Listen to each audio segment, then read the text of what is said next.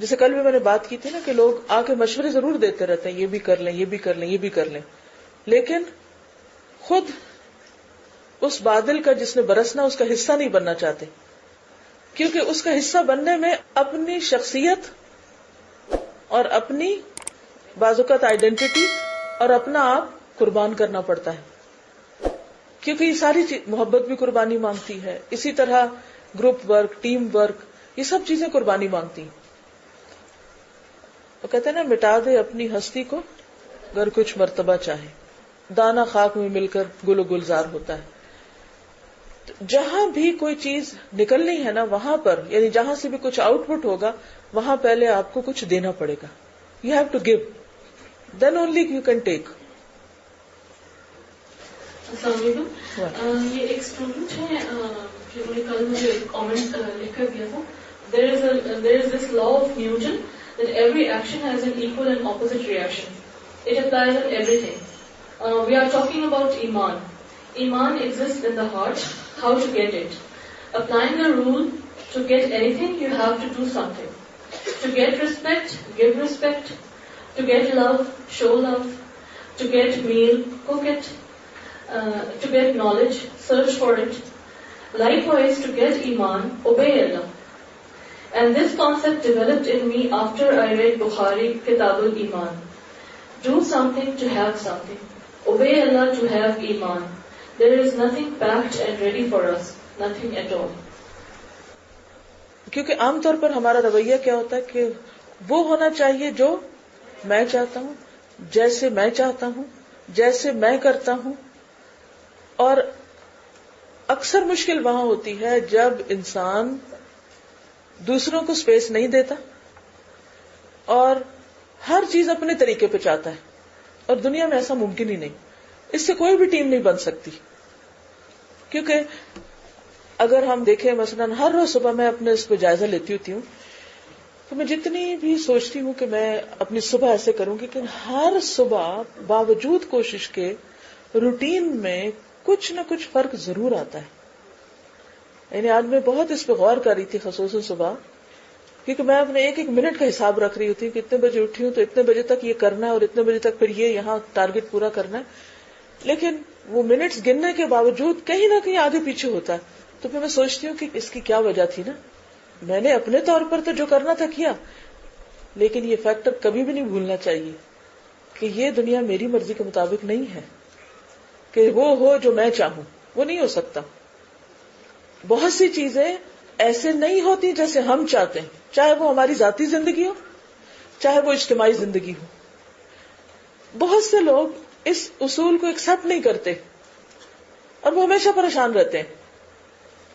مثلا آج صبح میری تھوڑی روٹین اوپر نیچے ہوئی تو ایک دم مجھے ذرا سی گھبراہٹ آنے لگی کہ میں اپنے ٹارگٹ سے پیچھے ہو گئی.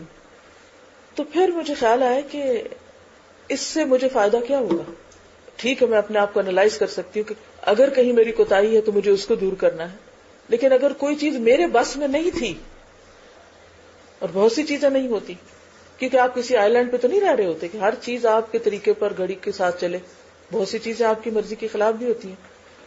تو اس میں انسان اس کو ایکسپٹ کر لے کہ یار اب میں نے اپنی پوری کوشش کر لی، اس کے بعد اگر نہیں ہوا تو حکم تیرا چلتا ہے، کیونکہ للہ ملک السماوات والارض.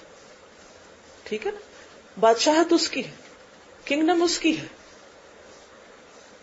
تو بہت سے لوگ زندگی میں ساری صلاحیتیں رکھتے ہوئے وہ نہیں اچیو کر پاتے جو وہ کر سکتے ہیں اگر وہ اپنی اس کمزوری پر قابو پا لیں. کون سی؟ کہ دنیا میری مرضی اور میری پسند کے مطابق نہیں بنی، وہ بنانے والے کے بنانے کے مطابق بنی ہے. میرا کام صرف کوشش کرنا ہے اور انتھک کوشش کرنا ہے، اور کسی بھی چیز کو اپنی کوشش کے راستے میں حائل نہیں ہونے دینا. کسی چیز کو مجھے اپنی محنت کے ساتھ رکاوٹ نہیں بننے دینا. سب سے پہلے خواہ وہ میرا اپنا نفس ہو، کیونکہ سب سے پہلے ہمارا اپنا نفس رکاوٹ بن جاتا ہے. کیونکہ جب چیزیں مرضی کے خلاف ہو جاتی ہیں نا تو سب سے زیادہ پریشانی کہاں سے اٹھتی ہے؟ باہر سے کسی کو پتہ بھی نہیں ہوتا، اندر سے اٹھتی. پھر ہم اس پہ قابو نہیں پا سکتے. پھر کیا ہوتا ہے؟ اکثر میں نے یہ دیکھا ہے کہ جب کوئی خود ڈسٹرب ہوتا ہے تو جب تک وہ چار اور کو نہ کر لے اس کو چین نہیں آتا. ہاں جب 4 اور ہو جاتے ہیں تو پھر اس کو ٹھنڈک پڑ جاتی ہے. اب خود تو چین سے ہے اور دوسرے جو ہیں وہ پٹڑی سے اترے ہوئے.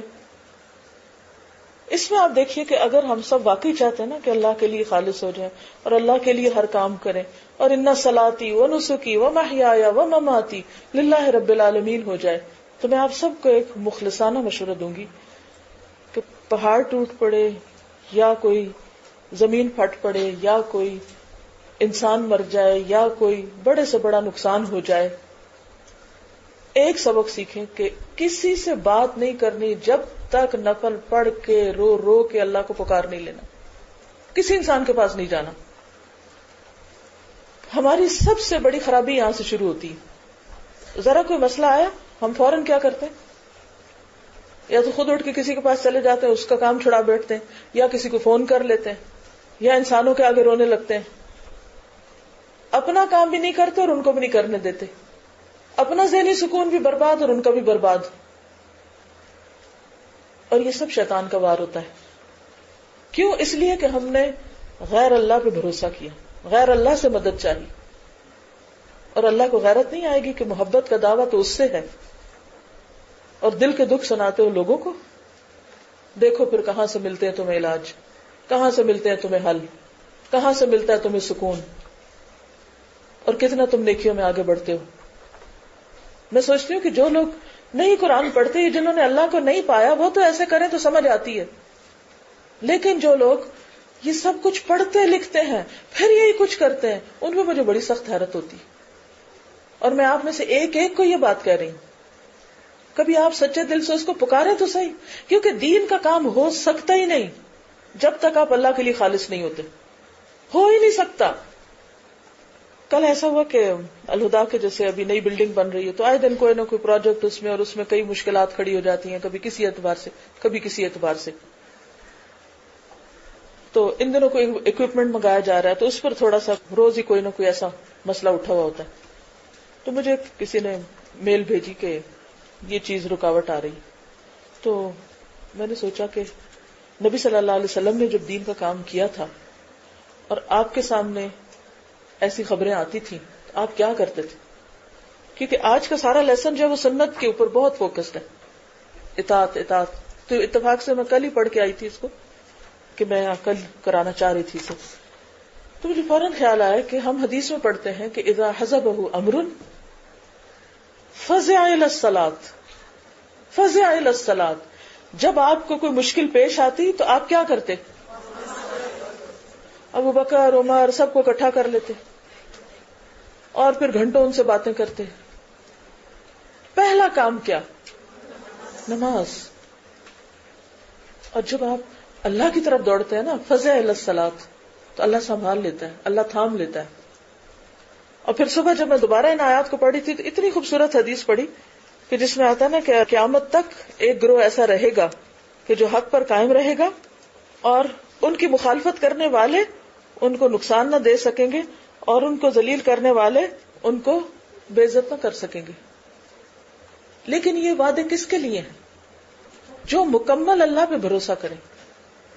اچھا, آپ نے اللہ کو پکار لیا, دعائیں مانگی, پھر اس کے بعد آپ سوچتے ہیں کہ اچھا عملی طور پہ کیا کرنا ہے, اور آپ یقین کریں کہ اللہ تعالیٰ غائب سے مدد کرتا ہے, ایسے راستے دکھاتا ہے, ایسی چیزیں نظر آتی ہیں کہ آپ سوچ بھی نہیں سکتے, جو کسی انسان کے بس میں نہیں. تو اگر آپ واقعی دین کے راستے پہ چلنا چاہتے ہیں اور واقعی دین کے لیے کچھ کرنا چاہتے ہیں, واقعی آپ معاشرے سے یہ خرابیاں دور کرنا چاہتے ہیں جن کا آپ ہر وقت تذکرہ کرتے یا سنتے رہتے ہیں, حالات بڑے خراب ہو گئے ہیں, کیریکٹر بڑے لوز ہو گئے ہیں, گھر بڑے ٹوٹ رہے ہیں, گھروں میں سکون نہیں ہے, لڑکیاں بڑی برباد ہو رہی ہیں, لڑکے بڑے آوارہ ہو رہے ہیں, فلاں ہو گیا فلاں ہو گیا, سب باتیں سب کو پتا ہے جو کچھ ہو رہا ہے. ان چیزوں کا علاج ہو نہیں سکتا جب تک کہ ہمارے اندر وہ ایمان نہیں, اور ایمان مضبوط نہیں ہو سکتا جب تک ہمارا سب کچھ اللہ کے لیے خالص نہیں, اور ہمارے دل کے اندر وہ نور نہیں کہ جس کے ذریعے ہم خود بھی معاملات میں درست راہ اختیار کر سکیں اور دوسروں کو بھی فائدہ پہنچا سکیں. اور پھر اس کے بعد جب تک اپنے عملی طریقہ زندگی میں یہ جو اللہ نے کائنات کے نمونے دکھائے ہیں ان کے مطابق اپنے امور کو مرتب نہ کریں. اور پھر یہ ہے کہ نبی صلی اللہ علیہ وسلم کی اگر پوری سیرت کا مطالعہ کریں نا تو آپ یقین کریں کہ ہر دور میں، ہر حال میں، ہر روز کوئی نہ کوئی نیا مسئلہ ہوتا ہے. کبھی بیرونی دشمن آ رہے ہیں، کبھی اندرونی اٹھ کھڑے ہوئے ہیں، کبھی ذاتی پریشانیاں گھریلو، کبھی کسی طرف سے کبھی کسی طرف سے. یعنی کوئی ایسی مشکل مصیبت ہے نہیں جس سے آپ نہ گزرے اور آپ اللہ کے سب سے زیادہ محبوب تھے. ہم کیا چاہتے ہیں کہ ہم دین کے راستے پہ چلیں، وہ بالکل ہائی وے کی طرح اسٹریٹ ہو اور نہ اس میں کوئی بمپ ہو، نہ جمپ ہو، نہ اوپر ہو نہ نیچے ہو، نہ کوئی گھر سے مخالفت کرے، نہ کوئی اندر سے کوئی مسئلہ ہو، نہ باہر سے ہو. ہر چیز ہماری مرضی کے مطابق ہو، اور اگر ہو گئی کوئی چیز مرضی کے خلاف تو پھر ہم یہ کام نہیں کرتے. امتحان تھا نا آپ کا. من یؤمن باللہ یہدی قلبہ. اصل چیز فصل کی سبل ربک ذللا. بس اصل بات یہ، کیونکہ اس کے بغیر کوئی چارہ ہے ہی نہیں. اللہ کا کام اللہ ہی کے لیے ہوگا اور اللہ کے بتائے ہوئے طریقے کے مطابق ہی ہوگا. اگر کوئی اور طریقہ اختیار کریں گے تو بہت کچھ ایکٹیویٹی ہوتی رہے گی مگر وہ نہیں ہوگا جو اللہ چاہتا ہے کہ ہو، اور پھر وہ عاملۃ ناصبۃ والی بات ہو جاتی ہے.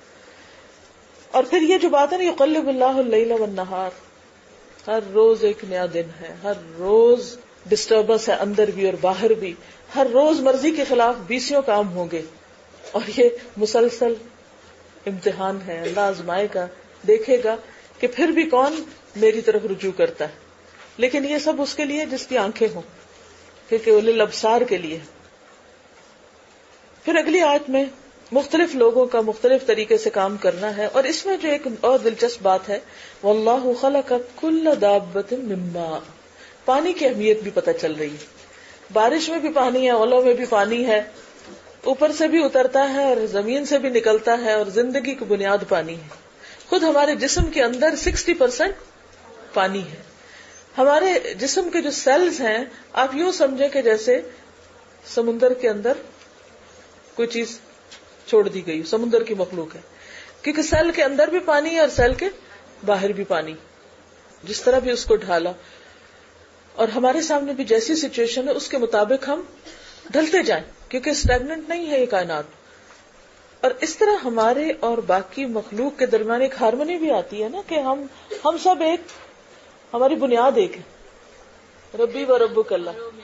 بالکل میرا اور تیرا رب اللہ ہے، واقعی کامن چیز. تو یہاں اللہ سبحانہ و تعالیٰ نے فرمایا نا کل دابۃ. اچھا ایک اور چیز آپ دیکھیے کہ سب پانی سے ہیں، اور پھر سب میں بظاہر ورائٹی ہے لیکن اندر کے سسٹم سب کے سیم ہے. سب کے اندر ڈائجسٹو سسٹم بھی ہے، سرکولیٹری سسٹم بھی ہے، اور پھر اس کا ریپروڈکٹیو بھی ہے، اور باقی بھی جتنے سسٹمز ہیں ان کی شیپس، ان کی obviously ان کا سائز فرق ہے. لیکن حیرت ہوتی ہے جب آپ چھوٹے سے کسی کریچر کو دیکھتے ہیں کہ اس کے اندر بھی سارے سسٹم کام کر رہے ہیں، کتنے مائکرو لیول پر. یہ بھی اللہ سبحانہ وتعالیٰ کی قدرت کی نشانیاں ہیں. یخلق اللہ ما یشاء ان اللہ علی کل شیء قدیر. اللہ ہر چیز پہ قادر ہے، سب کر سکتا ہے. تو جو رب ہر چیز پہ قادر ہے اس کے لیے کیا کوئی چیز مشکل ہے؟ کچھ بھی مشکل نہیں. اس لیے اگر میری زندگی میں کوئی مشکل ہے تو مجھے کیا کرنا ہے؟ روتے دھوتے رہنا؟ کام چھوڑ دینا؟ کیا کرنا ہے؟ اللہ کی طرف رجوع کرنا ہے، اس پر مکمل اعتماد کرنا ہے. پھر فرمایا کہ لقد انزلنا آیات مبینات واللہ یہدی من یشاء الی صراط مستقیم. اللہ جس کو چاہتا ہے سیدھے راستے کی ہدایت دیتا ہے. اس سے ڈر نہیں لگتا؟ بہت ڈر لگتا ہے کہ یا اللہ تو ہمیں ان لوگوں میں شامل کر لے جن کو سیدھا راستہ دکھاتا ہے. اچھا سیدھے راستے کو نا ہم کوئی ایک ایسی امیجنیشن میں چیز بنائی ہوئی ہے کہ بس وہ کہیں اوپر کوئی ایسی ہائی وے جا رہی ہے اور ہم نے اس پہ چڑھ جانا ہے اور بس پہنچ جائیں گے کہیں.